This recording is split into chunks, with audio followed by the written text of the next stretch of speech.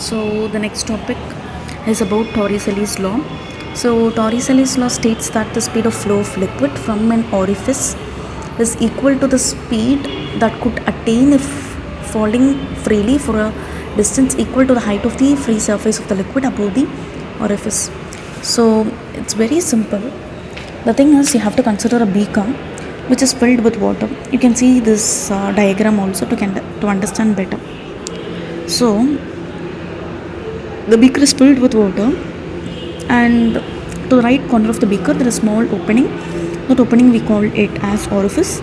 So from that the water comes down. This water coming down will depend on the free fall condition. Okay, that is the idea of Torricelli's law. So when the water is coming out of the beaker, this water is completely depending on the free fall condition, which means U will be equal to 0, A will be equal to G, and S is equal to H. Okay, so this is all about the Torricelli's law. The fluid will start flowing through the slit, and according to Torricelli's law, the speed with which the fluid will flow is equal to the speed with which a freely falling body attains, such that the height from which the body equals to the height of the slit from the free surface of the fluid.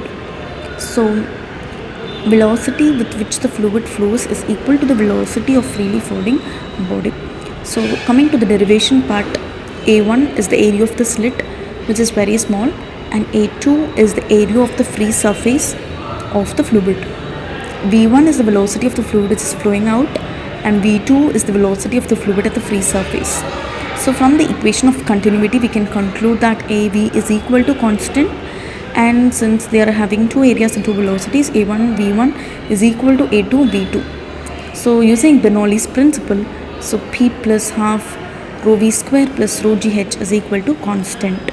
So applying this Bernoulli's equation to the whole thing, so and by equating all these stuffs, so we'll be getting the answer as V is equal to root 2 by P minus PA plus H rho G.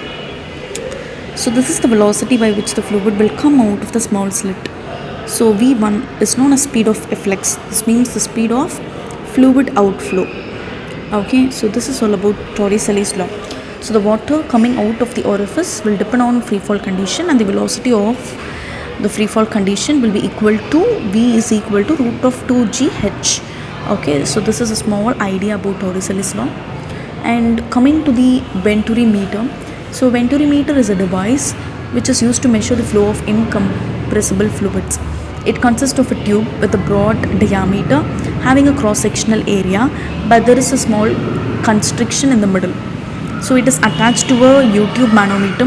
One end of the manometer is connected to the constriction, and the other end is connected to the border end of the Venturimeter. So the U-tube is filled with fluid whose density is rho. A1 is the area at the broader end, and A2 is the area at constriction. V1 velocity of the fluid, and V2 is also the velocity of the respective fluid. So in this case also we have to apply the equation of continuity, where area is more, velocity will be less.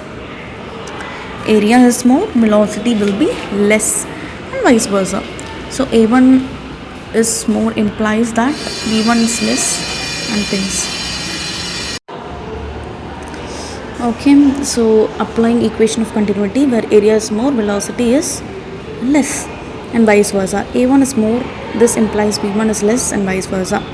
So pressure is inversely proportional to area, and this implies that P1 is less than P2 and V1 is greater than V2. So as there is a difference in the pressure fluid, this movement of fluid is marked as the level of fluid increase at one end of the tube.